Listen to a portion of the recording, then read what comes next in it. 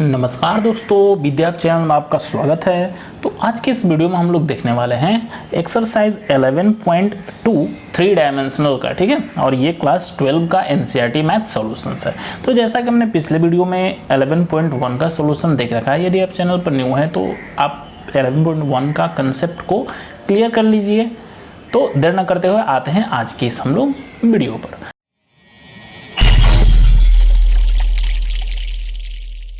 तो जैसा कि क्वेश्चन नंबर फर्स्ट है, एक्चुअल में इस एक्सरसाइज के जितने भी क्वेश्चन है वो सारे के सारे इंपॉर्टेंट हैं, यानी कि एग्जामिनेशन पॉइंट ऑफ व्यू से काफ़ी इंपॉर्टेंट है। तो क्वेश्चंस जैसा कि है, सो that the lines with direction cosine 12/13 -3/13 -4/13, और यहाँ है 4/13 12/13 3/13 3/13 -4/13 12/13 आर म्यूचुअली परपेंडिकुलर, ठीक है। यानी कि ये हमें शो करना है ना कि पॉइंट दिस एंड दिस, ये जो है वो आपस म्यूचुअली क्या है भाई, तो परपेंडिकुलर है। एक चीज आपको ध्यान में रखना है कि जैसे ही म्यूचुअली परपेंडिकुलर की बात करें तो उसके लिए एक फॉर्मूला हम लोग अप्लाई करते हैं। अब क्या वो फॉर्मूला अप्लाई करते हैं वो चीज आप लोग ध्यान में रखिएगा। हाँ, तो फॉर, यहाँ पर फॉर्मूला को हम लोग लिख लेंगे, फॉर टू लाइंस म्यूचुअली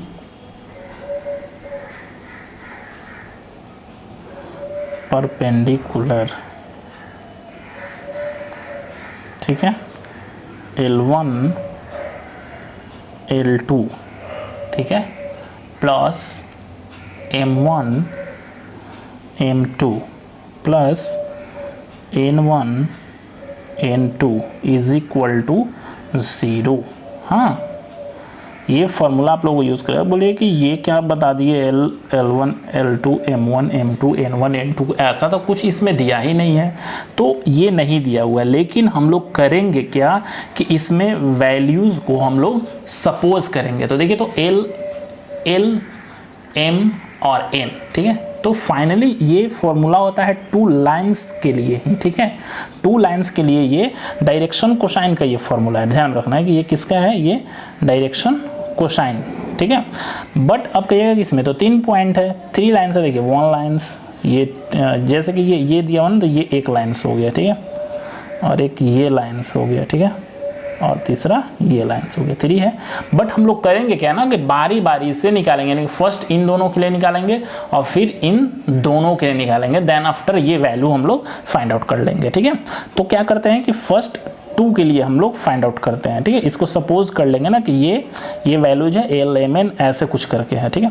तो देखिएगा, लिखेंगे हम लोग, ये फॉर्मूला हमने लिख दिया। अब वैल्यू जो है ना वो पुट करेंगे। देखिए, तो ये फर्स्ट 2 के लिए जब चलेंगे तो एक ये और एक इसके लिए चलेंगे, तो ये L1 हो जाएगा, ठीक है। तो ये क्या हो जाएगा, L2, ये M1 तो ये M2, ये N1 तो ये N2, और इसी तरह से हम लोग फॉर्मूला को पुट कर लेंगे। तो देखिए L1 यानी कि 12/13, ठीक है, इंटू L2, तो L2 क्या है 4/13, प्लस है तो प्लस M1 क्या है तो -3/13 है, मल्टीप्लाई M2, तो M2 क्या है 12/13, प्लस N1 क्या है तो -4/13 इंटू 3/13। अब इसको क्या कर देंगे, सॉल्व कर लेंगे। यदि इक्वल टू 0 आ गया तो ये जो है, यानी कि फर्स्ट और सेकेंड, यानी कि फर्स्ट 2 जो लाइंस है ये दोनों एक दूसरे का परपेंडिकुलर हो जाएगा। तो पहले सॉल्व कर लेते हैं हम लोग। देखिए, तो कोई कैंसिल होने वाला नहीं है, तो वैल्यू क्या जाएगा 12 4 = 48, एंड 13 का जब करेंगे मल्टीप्लाई तो क्या जाएगा वैल्यू 169, ठीक है। प्लस है तो प्लस, लेकिन यहाँ पर माइनस हम लोग देख रहे हैं ऑलरेडी। 12 से 3 में करेंगे तो 36, और ये हो जाएगा 169, ये भी हो जाएगा माइनस 4 3 = 12, और ये हो जाएगा 169, ठीक है। इन सब का अब क्या कर लेंगे हम लोग फटाफट LCM, या फिर डिनोमिनेटर, वैसे भी सेम है, डिनोमिनेटर सेम है तो हम लोग न्यूमिनेटर को लेकर चलते हैं। तो देखिए 48 ही है, तो 48 और ये 36 और 12, तो क्या हो जाएगा -48/12 169, इट मीन्स कि 0/169 कट के वैल्यू आ गया 0। ठीक है, यानी कि फर्स्ट टू लाइन इस तरह से हम लोग क्या कर सकते हैं कि ये परपेंडिकुलर आपस में है, तो लिख देंगे therefore first two lines are perpendicular. ठीक है, ये हमने चेक कर लिया। अब क्या चेक करेंगे, अब हम लोग ये पॉइंट और ये पॉइंट के लिए, ठीक है, सेकंड थर्ड के लिए चेक करेंगे। तो हम लोग लिखते हैं for second and third lines, ठीक है, सेकंड और थर्ड लाइंस के लिए हम लोग चल रहे हैं। तो सेकंड और थर्ड के लिए अब जो हमारा सेकंड और थर्ड है ना, यानी कि ये और ये पॉइंट, तो यहाँ पर हम लोग मेंशन कर देंगे एंड दिस। ठीक है, और ये हम लोग निकाल के आ रहे हैं भाई, तो हम लोग निकाल रहे हैं डायरेक्शन कोसाइन। ठीक है, ये दोनों पॉइंट यहाँ पर लिख देंगे, ये पॉइंट और ये पॉइंट यहाँ पर हम लोग लिख देंगे और फिर डायरेक्शन कोसाइन। तो वैसे ही हम लोग क्या करेंगे, अब इन दोनों का भी वैल्यू निकालेंगे इसी फॉर्मूले पर, L1 L2 M1 M2 और N1 N2। ठीक है, इसी में अब ये ऐसा नहीं है कुछ चेंज करने जाएंगे। अब इसके लिए ये L1 हो गया, ये L2 हो गया, ये M1 हो गया, ये M2 हो गया, ये N1 हो गया, ये N2 हो गया। तो सिंपली वैल्यूज पुट कर देते हैं। तो L1 यानी कि 4/13 इंटू 3/13, बीच में पॉजिटिव, नेक्स्ट है 12/13 इंटू ये -4/13 प्लस 3/13 इंटू 12/13। ठीक है, अब इसको भी सॉल्व करने पर यदि 0 आ जाता है तो ये भी बीच वाले परपेंडिकुलर हो जाएगा। तो इसको सॉल्व कर लेते हैं फटाफट। तो देखिए 4 3 जा क्या हो जाएगा भाई, तो 12 और 13 का स्क्वायर 69, ये निगेटिव हो जाएगा, 12 4 जा 48 और ये भी आ जाएगा 169, ये पॉजिटिव 12 3 जा 36 और ये हो जाएगा 169। ठीक है, यहाँ पर भी डिनोमिनेटर के आपस में सेम है, तो सेम है तो हम लोग ऊपर वाले को सॉल्व कर लेते हैं। तो देखिएगा ये पॉजिटिव है, ये पॉजिटिव है, यानी कि ये हो जाएगा क्या 48 और ये माइनस है 48 और अपॉन में है 169, तो ये भी आ गया वैल्यू, इट मीन्स कि 0 है। तो ये भी और जो आया वैल्यू ये भी क्या है, परपेंडिकुलर। तो लिख देंगे सो दीज आर परपेंडिकुलर। ठीक है, यानी कि ये भी क्या है भाई, तो ये भी आपस में परपेंडिकुलर है। ठीक है, अब हम लोग क्या देखेंगे थर्ड और फर्स्ट के लिए, इसके और इसके लिए। ठीक है, थर्ड और फर्स्ट के लिए तो उसे भी हम लोग चेक करेंगे, यदि वो भी 0 आ जाएगा तो फाइनली हम लोग लिख देंगे कि हाँ ये लाइन जो है वो हमारा परपेंडिकुलर है। तो ठीक है, तो लिखते हैं फॉर, यानी कि 3 कंडीशन हुआ ना जी, तो लिख देते हैं कि ये फर्स्ट कंडीशन था, ये सेकंड, ये सेकंड कंडीशन है। ठीक है, और यहाँ पर थर्ड कंडीशन है। थोड़ा क्वेश्चन लेंदी है तो लिखते हैं हम लोग for third and first lines with direction cosine, जो वैल्यू है वही लिख देते हैं। थर्ड का जो है 3/13, 4/13 और 12/13 और फर्स्ट का है 12/13 माइनस 3/13 माइनस 4/13। कंसेप्ट तो आप लोगों को अच्छा से पता चल रहा होगा बिकॉज बहुत ही ईजी है। तो सेम इसमें भी अब क्या हो जाएगा, ये L1, ये L2, ये M1, ये M2, ये N1, ये N2 वैल्यू हो जाएगा। ठीक है, तो वैल्यू को हम लोग क्या करेंगे, नॉर्मली पुट करेंगे। हाँ, आप लिख भी सकते हैं इस तरह से फॉर्मूले को, L1 L2 plus M1 M2 plus N1 N2 is equal to 0। ये हमारा फॉर्मूला है। थोड़ा लगेगा कि हाँ विद्यार्थियों को जो है वो अच्छे से पता है, इसलिए वैल्यू सब आप लिख दीजिएगा। तो वैल्यू पुट करते हैं 3/13 इंटू 12/13। ठीक है, प्लस ये है -4/13 इंटू -3/13 प्लस ये हो जाएगा 12/13 इंटू और -4/30, ठीक है।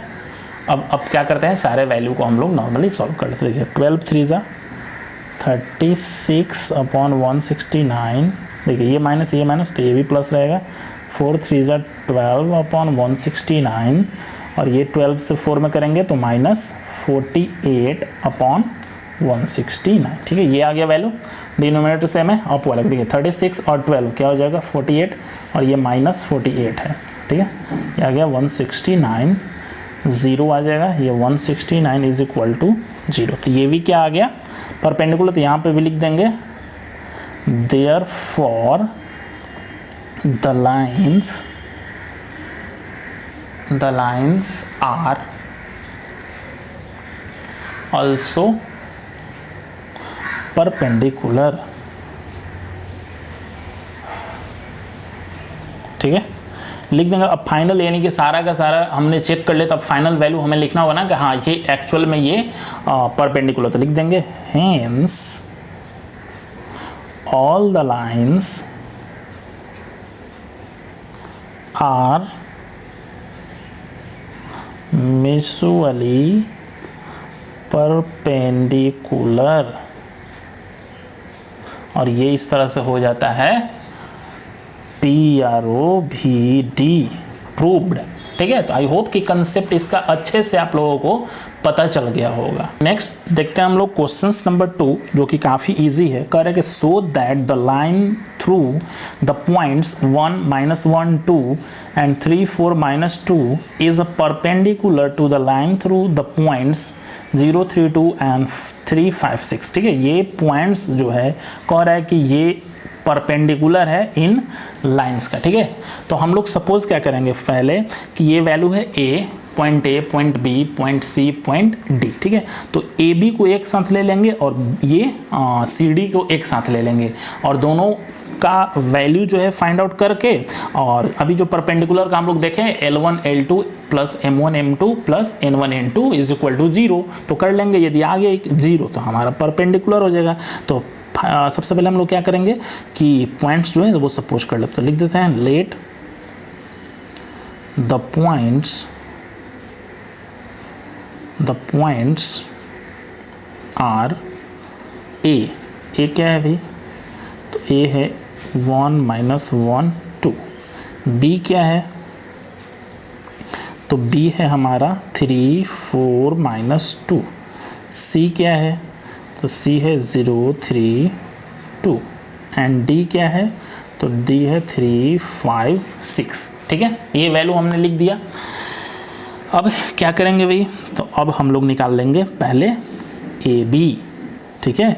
और ये AB का क्या निकालेंगे, तो ये डायरेक्शन रेशियो है, ऐसे कर देते हैं, ठीक है। ये हम लोग डायरेक्शन रेशियो निकाल रहे हैं। तो डायरेक्शन रेशियो निकालना बहुत ही आसान है। डायरेक्शन रेशियो की जब भी बात करें ना, तो सिंपल सा सब्ट्रैक्ट करना है, वैल्यू को क्या कर देना है भाई, तो वो सब्ट्रैक्ट तो वैल्यू को हम लोगों को सिंपली सब्ट्रैक्ट कर देना है। तो करते हैं हम लोग, तो देखिएगा, तो B यानी कि वही पोजीशन वेक्टर, यानी कि पोजीशन वेक्टर ऑफ जो निकालते थे B -A, तो देखिए 3 से 1, तो लिख देते हैं 3 -1, 4 से ये -1 यानी कि माइनस माइनस प्लस हो जाएगा, तो 4 + 1, और -2 से -2, इसको सॉल्व करेंगे यदि, तो वैल्यू क्या आ जाएगा, 3 से 1 गया 2, 4 से 1 तो 5, और ये 2 से 2 तो -4, ये वैल्यू आ गया। अब इसी तरह से हम लोग डायरेक्शन रेशियो CD का भी निकाल लेंगे, ठीक है। लिखेंगे and direction ratio of CD, तो CD में भी वही करेंगे, ठीक है। यानी कि ये D में से C की वैल्यू को क्या कर लेंगे हम लोग, सब्ट्रैक्ट कर लेंगे भाई, इजी वे में। तो देखिएगा, देखिए तो 3 -0, 5 -3, 6 -2, तो ये जाएगा 3, ये 2, और ये आ जाएगा 4, ठीक है। ये दोनों वैल्यू जो हमने क्या कर लिया, फाइंड आउट हमने कर लिया, और यही वैल्यू हम लोग क्या मान लिए, यानी कि देखिए ये AB का, तो ये वैल्यू आ गया L1 M1 N1, ठीक है। और ये CD का, तो ये आ गया L2 M2 और N2, अब इन्हीं दोनों को चेक कर लेंगे फॉर्मूले पर पुट करके, ठीक है। तो लिखेंगे, ध्यान दीजिएगा, हेयर एक लाइन हम लोग लिख देंगे, here 2 lines AB and CD with direction ratio, क्या है डायरेक्शन रेशियो? सो सपोज कर लिए N1 M1 N1 and L2 M2 N2, ठीक है, आर परपेंडिकुलर इफ, ये कब परपेंडिकुलर होंगे? तो फॉर्मूला जो है ना वो हम लोग लिख लेंगे, यानी कि L1 M1 प्लस यहाँ पर L2 है ना जी, ध्यान दीजिएगा थोड़ा, फॉर्मूला हमने गलत कर दिया, L1 L2 plus M1 M2 plus N1 N2 is equal to 0। और इसी पर हम लोगों को क्या करना होगा कि वैल्यू को चेक करना, यानी कि वैल्यू को जो है वो पुट कर देना होगा सिंपली, ठीक है। तो देखिए L1 L2 यानी कि 2 × 3, यहाँ पर देखिएगा थोड़ा स्पेस तो कम है लेकिन आप लोग समझाने की कोशिश कर रहे हैं, 6 हो जाएगा प्लस, अब देखिए 5 है M1 और M2 है 2, तो क्या हो जाएगा 10, ठीक है।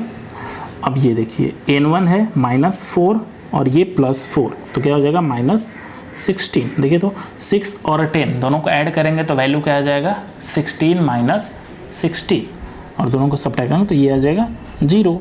इसीलिए ये क्या है, परपेंडिकुलर है, ठीक है, परपेंडिकुलर, ये लिख देंगे हम लोग प्रूव्ड, यानी कि ये जो है परपेंडिकुलर है। तो इस तरह से ये क्या बना देगा कि AB और CD जो है, AB और CD, ठीक है, ये CD जो है ये मिलकर क्या बना देगा, एक राइट एंगल बना देगा, ठीक है, यानी कि इस तरह से कुछ ये राइट एंगल बनाएगा 90 डिग्री, ये परपेंडिकुलर यानी कि राइट एंगल बनाएगा। आई होप कि इसका भी कंसेप्ट समझ में आपको आ गया होगा। तो नेक्स्ट हम लोग देखेंगे क्वेश्चन नंबर 2 के बाद 3 को देख लेते हैं हम लोग, ठीक है, फिर इसके बाद 4 देखेंगे। 3 नंबर भी क्वेश्चंस बहुत ही अच्छा क्वेश्चंस है, ठीक, और बहुत इजी भी क्वेश्चंस है। क्वेश्चंस है कि show that the lines through the points 4, 7, 8 and 2, 3, 4 is parallel to the line through the point -1, -2, 1 and 1, 2, 5, यानी कि कह रहा है ना कि ये जो पॉइंट है, ये पॉइंट जो है ये पैरेलल है इस पॉइंट का। तो सिंपल सा आपको ध्यान में रखना है एक कि पैरेलल का एक फॉर्मूला होता है, हाँ, तो हम यहाँ पर लिख दे रहे हैं, ठीक है, व्हेन 2 लाइन्स आर, यदि 2 लाइन्स दिया हुआ है, कौन कौन भाई, तो सपोज दैट कर लेते हैं कि ये A1 है, B1 है और C1 है, and A2 B2 C2, then for parallel lines क्या हो जाएगा भाई पैरेलल लाइन का, तो A1/A2, ये 10th क्लास में भी आप लोग फॉर्मूला ऑलरेडी पढ़ चुके हैं, B1/B2 is equal to C1/C2, और इसी फॉर्मूला का हम लोग एक्चुअली यहाँ पर यूज़ करने वाले हैं, ठीक है, इसी कंसेप्ट को हम लोग A1/A2 B1/B2 एंड C1/C2। अब रही बात कि कैसे आएगा, तो हम लोग क्या सपोज करेंगे, लेट द गिवन पॉइंट्स, यानी कि जो भी पॉइंट्स हमारा दिया हुआ है उसको ABCD करके हम लोग सपोज कर लेंगे। तो A, तो पॉइंट A क्या हमारा बनेगा 4, 7, 8, तो लिख देते हैं। पॉइंट B की यदि बात किया जाए तो क्या बनेगा हमारा 2, 3, 4, ठीक है। यदि पॉइंट C की बात किया जाए, ठीक है, पॉइंट C की बात किया जाए तो C क्या बन जाएगा भाई, तो ये -1, -2 और +1, ठीक है, C बन गया। अब D की बात किया जाए तो पॉइंट D हमारा क्या बन जाएगा 1, 2, 5, ठीक है, ये हमारा बन गया। तो इसी तरह से हम लोग इसी क्वेश्चन के जैसा क्या निकाल लेंगे, AB और CD हम लोग फाइंड आउट कर लेंगे, यानी कि AB, ठीक है, और AB का क्या निकाल रहे हैं हम लोग तो डायरेक्शन रेशियो, ठीक है। हम लोग क्या फाइंड आउट कर रहे हैं भाई, द डायरेक्शन रेशियो, और सिंपली डायरेक्शन रेशियो निकालेंगे तो हमारा क्या आ जाएगा वैल्यू, देखिएगा ध्यान दीजिएगा, ए बी के निकाल रहे हैं ना, तो बी में से ए को सब्ट्रैक्ट कर लेंगे, तो ध्यान दीजिएगा 2 से 4 सब्ट्रैक्ट करेंगे तो क्या आ जाएगा वैल्यू -2, डायरेक्ट निकाल रहे हैं, 3 से 7 तो -4, और 4 से 8 तो -4, ठीक है। एंड सी डी का भी निकाल लेते हैं डायरेक्शन रेशियो, तो इसका क्या आ जाएगा भाई, सी डी का क्या आ जाएगा, ध्यान दीजिएगा, सी और डी, देखिए 1 और -1 यानी कि 2, ये वैल्यू आ जाएगा 2। नेक्स्ट क्या है, 2 है और यहाँ पर -2 है यानी कि 4, 5 और यहाँ पर 1, तो 5 से 1 गया तो 4, ठीक है। ये वैल्यू जो है हमारा आ गया। अब ये पूछिएगा कि अब इसमें A1 B1 कैसे हम लोग फाइंड आउट करेंगे वैल्यू को। तो फर्स्ट जो वैल्यू आया है ना, ये फर्स्ट जो AB का वैल्यू आया है, ये एक्चुअल में वैल्यू आ गया है A1 का, B1 का और C1 का। देखिए ये वैल्यू C1, ये वैल्यू B1, ये वैल्यू A1, और जो CD का वैल्यू आया हुआ है वो किसका आ गया, तो ये A2 है, ये B2 है और ये C2 है, ठीक है। आपको लिख देना है कि here A1 is equal to this, B1 is equal to this, C1 is equal to this, ठीक है। A2 is equal to this, B2 is equal to this and C2, थोड़ा सा अच्छे से, ठीक है। अब हम लोग क्या कर लेते हैं, डायरेक्ट यूज कर लेते हैं। Hair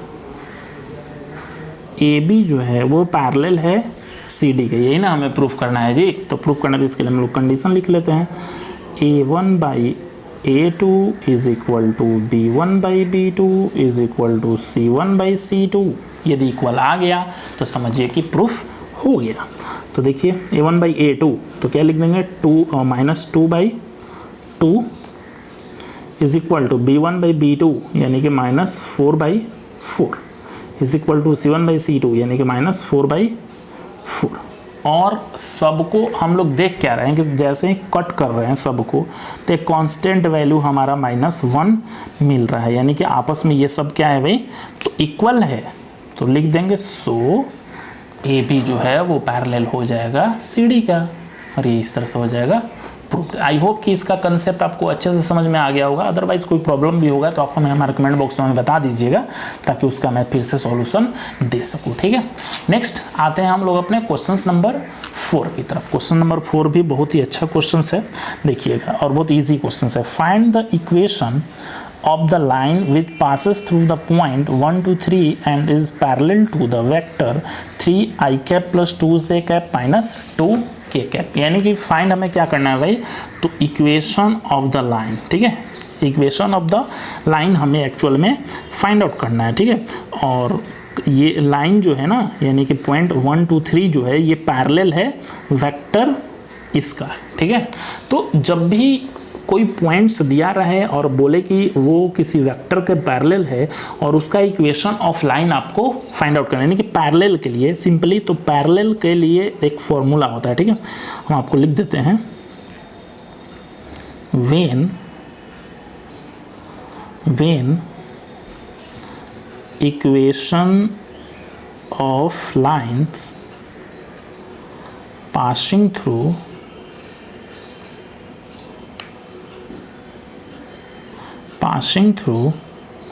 A and parallel to vector B, then parallel lines R का फॉर्मूला होता है, हाँ, वेक्टर R के लिए फॉर्मूला होता है A प्लस लैम्डा B, ठीक है। ये फॉर्मूला बस यूज़ करना है और आंसर आपके हाथों में आ जाएगा, ठीक है। अब बोलिएगा कि ये A क्या है और ये B क्या है, इसका वैल्यू जो है, तो B तो आपको सिंपली ये दिख रहा है कि ये B का वैल्यू है। अब बोले A कहाँ से लाएं, तो A जो है ये 1 2 3 है ना जी, तो इसको क्या कर दीजिए, सिंपली वेक्टर फॉर्म में चेंज कर दीजिए, वैल्यू को पुट कर देना। वेक्टर फॉर्म में कैसे, तो 1 है तो I कैप, 2 है तो 2j कैप, और 3 है तो 3k कैप, हो गया। और एक ही प्लेस पर वैल्यू पुट कर दी और ये B के प्लेस पर, और वो आपका इक्वेशन का आंसर आ जाएगा। तो लिख देंगे so vector R is equal to क्या हो जाएगा, देखिए ध्यान से, ए वेक्टर A, तो वेक्टर A के लिए हम लोग लिख लेते हैं, यानी कि I cap plus 2j cap plus क्या है 3k कैप, ठीक है। प्लस लैम्डा बी, यानी कि लैम्डा है तो लैम्डा ही रहेगा, और बी के प्लेस पर क्या है, तो बी के प्लेस पर वैल्यू है 3i cap plus 2j cap minus 2k cap, and this is the required answer. ठीक है, तो आई होप कि ये क्वेश्चंस भी आपको अच्छे से समझ में आ गया होगा। बहुत इजी था, बस पैरेलल लाइन के आपको फॉर्मूला जो है वो फाइंड आउट करना था। ठीक है, तो आते हैं हम लोग क्वेश्चन नंबर 5 की तरफ। क्वेश्चन नंबर हमारा 5 है, find the equation of the line vector. ठीक है, देखिए equation of the line in vector, एक ये निकालना है, हाँ vector equation and Cartesian form. ठीक है, दूसरा क्या निकालना है, कार्टेशियन, और ये कार्टेशियन फॉर्म का समझिए कि ये फर्स्ट क्वेश्चन है, हाँ, यानी कि यहाँ से हमारा कार्टेशियन फॉर्म स्टार्ट हो जाएगा। Cartesian form that passes through the point with position 2i cap minus j cap plus 4k cap and is in the direction i cap plus 2j cap minus k cap. तो simple सा यदि vector form की बात किया जाए तो vector equation क्या होता है भाई, vector equation R is equal to क्या होता है, हम लोग जान चुके हैं a प्लस लैम्डा b, ये तो हम लोगों को पता है वेक्टर इक्वेशन के लिए। तो सिंपली हम लोग क्या करेंगे ना कि पहले इस वैल्यू को हम लोग फाइंड आउट कर देते हैं, फिर इसके बाद क्या करेंगे कि हम लोग फिर कार्टेशियन फॉर्म को फाइंड आउट करेंगे। तो देखिएगा a का वैल्यू तो ये दिख ही रहा है और b का भी वैल्यू ये दिख ही रहा है, तो सिंपली हम लोग निकाल लेंगे। हाँ, तो लिखेंगे R is equal to a, तो a क्या है 2i cap minus j cap plus 4k cap plus lambda b, तो b का क्या है भाई, तो i cap plus 2j cap minus k cap, और यही हमारा जो है वो आंसर आ गया, ये हमारा वेक्टर फॉर्म का आंसर आ गया। बस नीचे अब हम लोग क्या लिख देंगे this is the required equation of the line in vector form।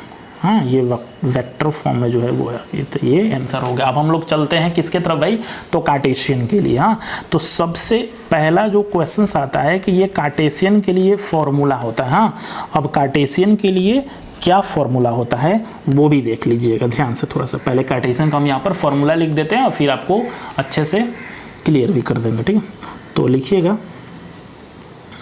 Cartesian formula,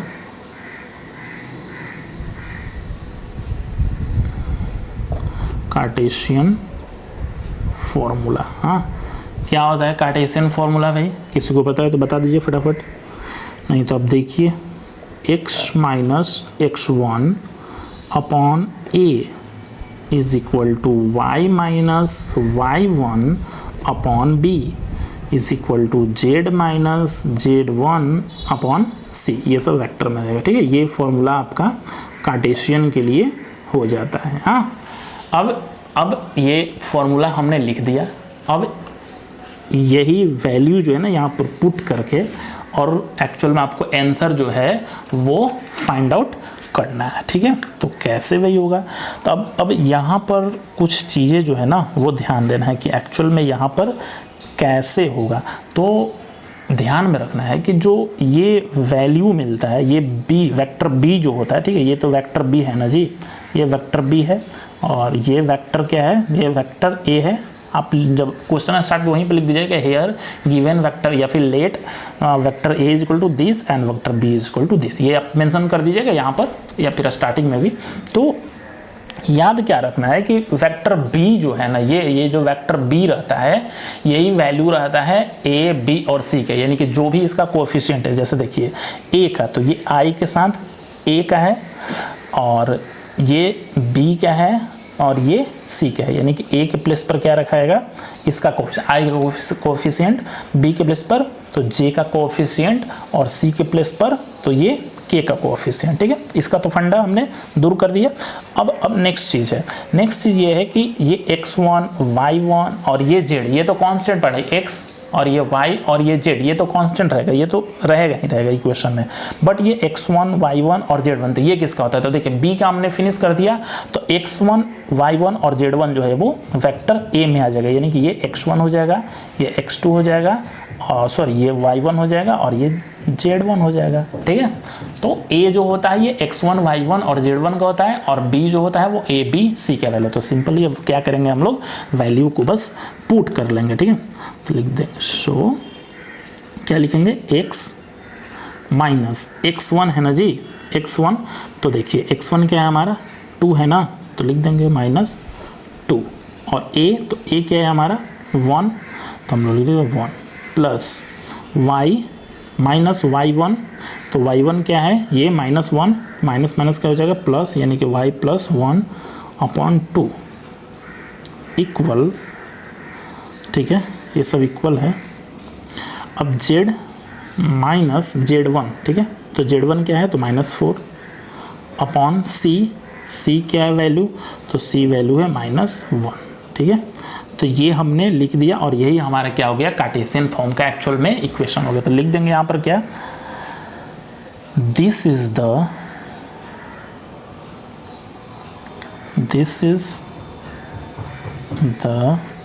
required equation for the Cartesian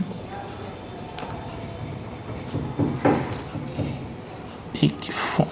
ठीक है, तो यही हमारा हो गया आंसर। आई होप कि इसका भी कंसेप्ट जो है आपको अच्छे से पता चल गया होगा। नेक्स्ट 5th के बाद आते हैं हम लोग क्वेश्चन नंबर 6 पर। ठीक है, क्वेश्चन नंबर 6 तो लिखा ही नहीं, तो इसके पहले हम लोग देख लेते हैं पहले क्वेश्चन नंबर 7। ठीक है, क्वेश्चन नंबर 7 के बाद फिर हम लोग आ जाएंगे क्वेश्चन नंबर 6 पर।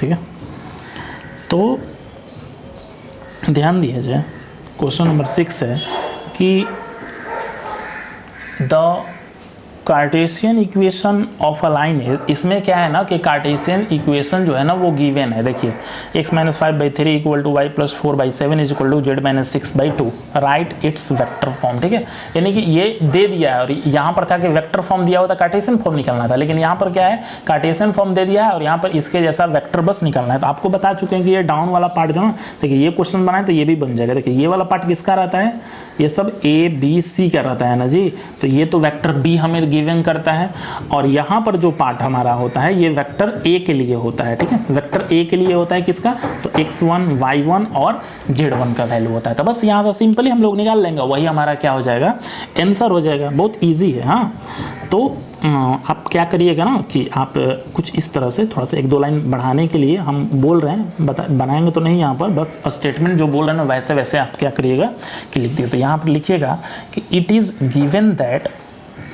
Given that line passes through, जो क्वेश्चन है वही, line passes through the points. अब पॉइंट्स कौन कौन सा, यानी कि क्या लिखेंगे कि it is given that the equation of a line, और ये क्वेश्चन जो है पूरा लिख देंगे। ठीक है, और जैसे ही लिखेंगे ना तो अब हम लोग क्या करेंगे भाई, तो लिखेंगे कि इक्विलेटिंग आफ्टर द इक्वेशन। हाँ, यानी कि देखिए लिखेंगे we know that Cartesian formula is equal to, ठीक है, ध्यान दीजिएगा CF यानी कि कार्टेशियन फॉर्मूला, और कार्टेशियन फॉर्मूला क्या होता है, x - x1/a y - y1/b z - z1/c। ठीक है, आफ्टर इक्विलेटिंग द गिवन इक्वेशन। ठीक है, यानी कि ये वैल्यू जो है ना, ये वैल्यू को इसके साथ इक्विलेट करते हैं, ये वैल्यू को इसके साथ और ये वैल्यू को इसके साथ, दोनों वैल्यू को क्या करेंगे हम लोग इक्विलेट करेंगे। तो हम लोग क्या पाएंगे, लिख देंगे यहाँ पर वी गेट आप लोग इक्विलेट कर दीजिएगा, x minus x one a is equal to x minus 5/3 इक्विलेट कर दीजिएगा, फिर y minus y1/b is equal to ये वैल्यू और z minus z1/c is equal to this value. हाँ, इसके इज इक्वल टू आप लैम्डा भी या कुछ भी एक वैल्यू को सपोज करते हैं, हाँ कर लीजिएगा।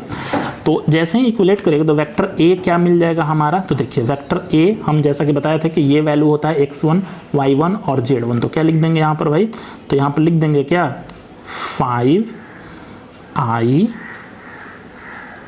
कैप, ठीक है। ये वैल्यू क्या हो जाएगा, तो ये वैल्यू हो जाएगा -4j, ये वैल्यू क्या मिल जाएगा, तो ये हो जाएगा +6k, ठीक है। ये वेक्टर मतलब कि ये वेक्टर ए का वैल्यू आ गया। अब थोड़ा सा इसमें जो कन्फ्यूज़न आप लोगों को होने वाला है, कहिए कि सर ये प्लस था तो यहाँ पर हमने माइनस दे दिया, यहाँ पर माइनस था तो यहाँ पर हमने प्लस दे दिया, यहाँ पर माइनस था तो यहाँ पर हमने प्लस दे दिया, तो इसके लिए घबराने की ज़रूरत नहीं है, ठीक है। सिंपली यदि यहाँ पर पॉइंट्स की बात किया जाए तो देखिए क्या निकलेगा, -5 है ना जी, माइनस ये 5 है लिख दिए, ये +4 है और ये -6 है, यही है। लेकिन हम लोग फॉर्मूले में क्या जानते हैं, फॉर्मूला में तो हम लोग जानते हैं कि यहाँ पर माइनस होता है ना, किसी कंडीशन में माइनस होता है ना जी, तो ये माइनस है तो माइनस माइनस मिलकर क्या बना देगा, ये प्लस बना देगा, प्लस बना देगा ना जी। ये प्लस है लेकिन यहाँ पर माइनस है तो ये माइनस हो जाएगा ना, यहाँ पर माइनस है तो माइनस क्या प्लस हो जाएगा ना, तो इसीलिए हमने यहाँ पर इस तरह से लिखा, ठीक है। और वेक्टर बी की यदि बात किया जाए तो वेक्टर बी हमारा क्या आ जाएगा, वेक्टर बी क्या आ जाएगा, तो ये वाला वैल्यू आ जाएगा ना, ये डाउन वाला वैल्यू आ जाएगा 3, 7 और 2 वाला वैल्यू आ जाएगा, ठीक है। तो इसको भी हम लोग क्या लिख देते हैं, 3i cap plus 7j cap plus 2k cap, ठीक है। ये हमने लिख दिया। अब वेक्टर फॉर्म का हम एक्चुअल में क्या करेंगे कि इक्वेशन लिख देंगे, ठीक है। लिखेंगे सो वेक्टर इक्वेशन, ठीक है। वेक्टर इक्वेशन जो है वो हम लोग वेक्टर फॉर्म का जो इक्वेशन है वो फाइनली हम लोग लिखेंगे। तो हमारा क्या होता है फॉर्मूला, यानी कि r is equal to a plus lambda b होता है ना जी। तो वैल्यू पुट कर देखें तो वेक्टर a का, तो वेक्टर a का क्या वैल्यू है, तो 5a minus 4j plus 6k, ठीक है, प्लस लैम्डा b होता है ना जी, तो लैम्डा और b का वैल्यू क्या है, तो 3i plus 7j plus 2k and this is the required answer. देखते हैं हम लोग क्वेश्चन नंबर 6 को, ठीक है। क्वेश्चन नंबर 6 देखिएगा यहाँ पर ध्यान से, कह रहा है कि find the Cartesian equation of the line which passes through points, इसमें पॉइंट्स जो वो दिया हुआ है -2, 4 और -5 एंड पैरेलल है किसका, तो x plus 3/3 is equal to y minus 4/5 is equal to z plus 8/6, इसका पैरेलल है। तो इसका भी हम लोग फॉर्मूला जो है वो जान चुके हैं, हाँ इसको भी सॉल्व करेंगे, पीछे वाले क्वेश्चन पर ये बेस्ड है, ठीक है। तो क्वेश्चन आप लोग देख लीजिए अच्छे से। अब देखिएगा इसको हटाते हैं और इसको क्या करते हैं हम सॉल्व करते हैं, ठीक है। तो जैसा कि हमारा कार्टेशियन फॉर्म का जो फॉर्मूला होता है वो क्या होता है भाई, कार्टेशियन फॉर्म के लिए इक्वेशन हमारा होता है x minus x1 by a is equal to y minus y1 by b is equal to z minus z1 by c। ये हमारा फॉर्मूला जो है वो है, ठीक है। ये फॉर्मूला को लिख दिए। अब हमारे पास इक्वेशन क्या दिया हुआ है, तो इक्वेशन है हमारे पास कुछ यही x plus 3/3 equal y minus 4/5 equal z plus 8 is equal to 6, ठीक है। ये इक्वेशन हमारा गिवन इक्वेशन है, यहाँ पे लिख भी दे रहे हैं हम, गिवन है, हाँ। तो ध्यान देने की बात है कि जैसे ही ये इक्वेशन मिला तो हम लोग क्या जानते हैं कि ये डाउन वाला जो वैल्यू होता है a b c का वैल्यू होता है और यही वेक्टर b हमें गिवन देता है। तो यहाँ पर हम लोग लिख सकते हैं क्या, vector b is equal to, हमें पॉइंट्स क्या मिलेगा भाई, तो पॉइंट्स ही नॉर्मल लिखते हैं वेक्टर b के लिए, तो 3, 5 और ये आ गया 6, ठीक है। हमें एक्चुअल में कार्टेशियन इक्वेशन का ही फॉर्म चाहिए, ठीक है। तो ये पॉइंट हमने लिख दिया और ये पॉइंट्स जो है ना, यही पॉइंट्स जो है इसके पैरेलल में है। हाँ, x+3/3 y-4/5 और z+8/6 के पैरेलल में है। ठीक है, तो अब करेंगे क्या कि सिंपली एक हमारा जो पॉइंट इसमें गिवन है, यानी कि इस क्वेश्चंस में एक हमारा पॉइंट भी गिवन है। वो क्या पॉइंट गिवन है तो देखिएगा, -2, 4 और -5, और यही पैरेलल है पॉइंट किसका, तो 3, 5 और 6 का। ठीक है, यानी कि ये पॉइंट जो है इस पॉइंट, यानी कि इस कार्टेशियन फॉर्म के इक्वेशन से हमने क्या कर लिया, ये पॉइंट जो है वो फाइंड आउट कर लिया। तो जैसे ही ये दोनों आपस में पैरेलल है, तो कहने का मतलब कि इन सब में वैल्यू जो है यहाँ से ये वैल्यू पुट कर देंगे। हाँ, यानी कि 3 के प्लेस पर 2 और 4 के प्लेस पर ये 4 और 8 के प्लेस पर ये -5 वैल्यू पुट कर देंगे, हमारे इक्वेशन का फॉर्मूला मिल जाएगा। ठीक है, तो लिखेंगे the line, ये स्टेटमेंट आपको लिखना होगा, passes through -2, 4, -5 and having direction ratios